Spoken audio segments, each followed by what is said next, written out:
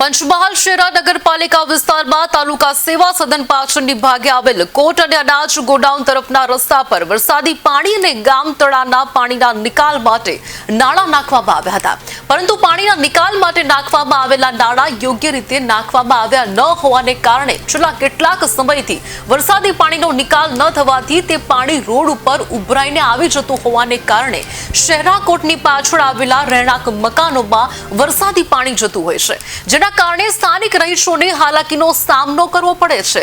જે બાબતે હોવાથી સ્થાનિકોએ પાલિકાને રજૂઆત કરી હોવા છતાં યોગ્ય રીતે કામગીરી નહીં થતા સમસ્યા યથાવત જોવા મળી રહી છે અને અત્યારે કમોસમી વરસાદમાં પણ ઘરોમાં પાણી ઘૂસી ગયા હતા। અહીં સરકારી અનાજ ગોડાઉન પણ આવેલું છે, ત્યારે ઝડપી આ સમસ્યાનું નિરાકરણ લાવવામાં આવે તેવી માંગ કરવામાં આવી છે। વિનંતી નહીં તમે ડાયરેક્ટ ચાલુ કરો।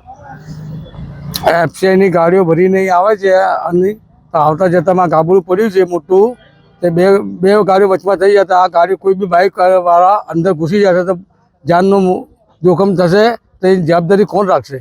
કોઈ ધ્યાન રાખતું નથી। આજુબાજુ આગળ કોર્ટ બી આવી છે તો બી કોઈ વાત કરીએ તો કોઈ ધ્યાન રાખતું નથી। મામલતદાર સાહેબનું બી છે તો કોઈ ધ્યાન નહીં રાખતું, તો અમે કેને વિનંતી કરીએ? વચમાં બી કીધેલું હતું, કોઈ કાનદાન રાખ્યું નથી। આ ગાબડું ક્યારે પડ્યું છે? આ ગાબડું કાલથી પાણી પડ્યું એના કારણે ગાબડું મોટું પડી ગયું છે। ગામનું આજુબાજુ પાણી આવે છે ત્યાં અહીં ગટર લાઈનમાં જાય ગટર આખી ઉભલાઈ ગઈ છે, તેના કારણે આ ગાબડું પડ્યું છે। શું સમસ્યા થઈ છે? શું સમસ્યા? એના બદલે અમે વિનંતી કરીએ કે નગરપાલિકાને જાણ કરીએ છીએ કે કોઈ બી આવીને એનું નિકાલ કરે। શું નામ? રશીદભાઈ સમંદરભાઈ પઠાણ। કઈ વિસ્તાર છે? શું સમસ્યા? શહેરા કોર્ટની પાછળ આવેલ વસાહતીઓની રજૂઆત છે કે ગઈકાલ તારીખ 9/4/25ના રોજ જે વરસાદી માવઠું થયું હતું એમાં 2 ઇંચ જેટલો વરસાદ પડવાથી આ સમસ્યા ઉપસ્થિત થયેલ છે। અમારે આ વર્ષો જૂની કાયમી સમસ્યા છે।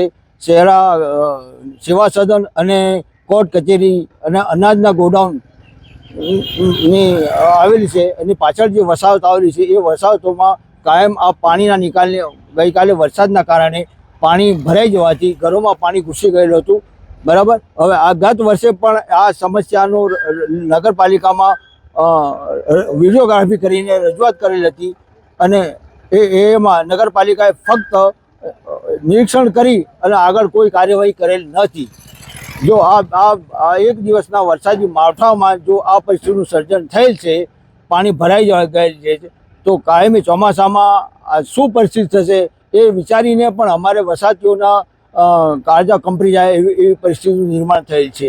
આથી અમારે નગરપાલિકા સમક્ષ એવી માંગણી છે કે આ સમસ્યાનો કાયમી ધોરણે ઉકેલ લાવવામાં આવે અને નવી પાઇપલાઇન નાખીને આ સમસ્યાનો કાયમી નિવેડો લાવવામાં આવે એવી અમારી રજૂઆત છે। અને આ ભારે અવરજવરવાળો વાહનોનો અવરજવરવાળો રસ્તો છે।